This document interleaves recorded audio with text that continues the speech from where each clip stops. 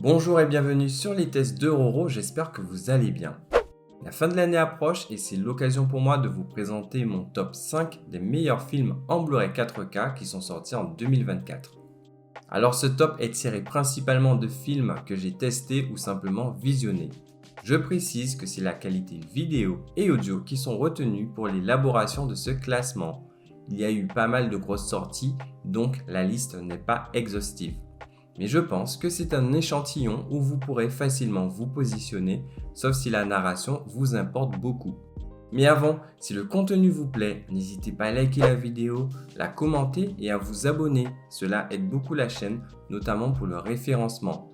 Et si vous souhaitez soutenir mon travail, vous pouvez vous procurer le magazine Le Home Cinéma par les tests de Roro, disponible en version numérique et en version papier.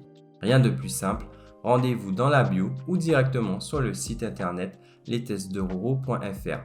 Vous pouvez aussi facilement récupérer une édition gratuite qui est une version allégée. Maintenant people, place à mon top 5 des meilleurs films en Blu-ray 4K de l'année 2024. En 5e position, place à La Planète des Singes, le Nouveau Royaume. Hormis le visuel du boîtier que je trouve sympathique, le film a obtenu une moyenne de 8,75, ce qui lui permet d'entrer dans ce classement. Mais c'est surtout grâce à la qualité de ses visuels et ses CGI qui s'intègrent parfaitement à l'ensemble. On est clairement sur le haut du panier côté visuel, et ce, même si son mixage en Atmos aurait pu offrir davantage.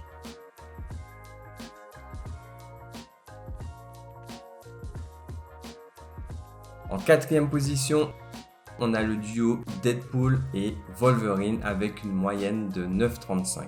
Marvel Studios, la Fox et Disney ont placé la barre haute car contrairement à d'habitude, ce n'est pas uniquement pour la qualité des visuels qui, disons-le, pète bien, mais aussi pour son mixage en Dolby Atmos.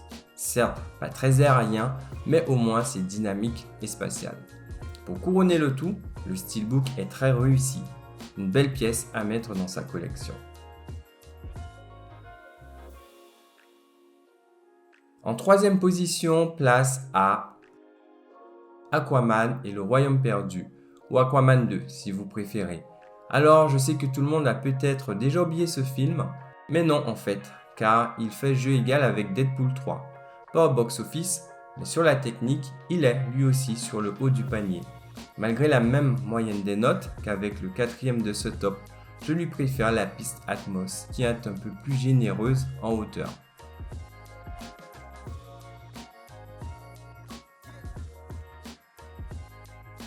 Avant de passer aux deux premiers de ce classement, découvrons des films qui méritent le coup d'œil. On commence par Godzilla Cross Kong, le Nouvel Empire. Alors j'ai beaucoup hésité entre ce titre ou Le Nom de la Rose qui a profité d'une belle restauration. Mais si l'on ferme les yeux sur la narration, vraiment, on ferme les yeux, on pourrait se faire plaisir avec ce titre. Surtout si on peut l'avoir pour pas très cher.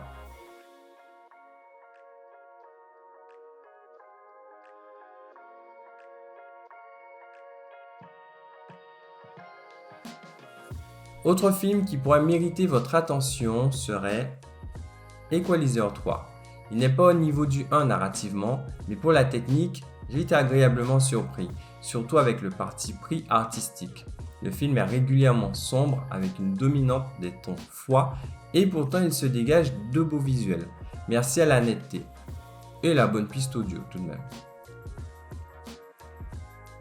Il y a d'autres films comme Bad Boys 4, Alien Romulus ou encore Twister qui auraient peut-être chamboulé ce classement, mais je ne les ai pas et donc pas visionnés. Pour la suite de ce classement, ça se corse car Dune 2 s'impose à la seconde place. Alors ce film est sorti l'été dernier, mais ce n'est que récemment je me le suis procuré. J'avais déjà pris une claque au ciné, mais à la maison c'était pareil. Une très belle image cinématographique avec le ratio en IMAX en moins, et il pêche un peu par rapport à ça, car pour la partie visuelle, je lui donnerais un 9,5 au lieu d'un 9,8. Par contre pour la partie audio, ça serait un 10. Oui, c'est un mixage dantesque, presque 3 heures de plaisir sonore, d'impact, d'effets Atmos, de basses qui bombardent régulièrement, mais aussi une belle partition musicale. et de la subtilité parfois. C'est un top démo, ce Dune 2.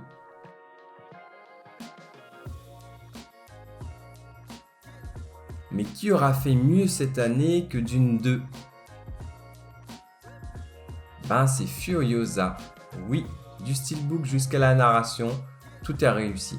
Visuellement c'est sublime, avec une vraie patte artistique, comme pour Dune 2 d'ailleurs, mais j'ai globalement préféré la proposition sur Furiosa.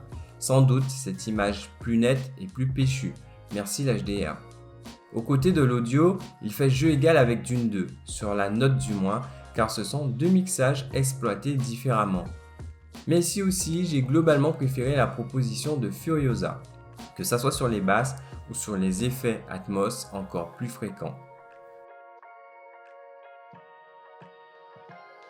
Bref, ce film est pour moi le meilleur Blu-ray 4K de l'année. Un top démo.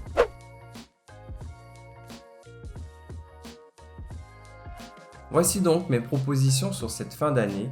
J'espère que la vidéo vous a plu. Faites-moi parvenir vos top 5 ou top 3 dans la zone commentaire. Ça sera un plaisir de vous lire et échanger avec vous. Pensez à liker la vidéo, vous abonner et moi je vous dis de passer de bonnes fêtes de Noël et de fin d'année. Et je vous donne rendez-vous pour de prochains contenus.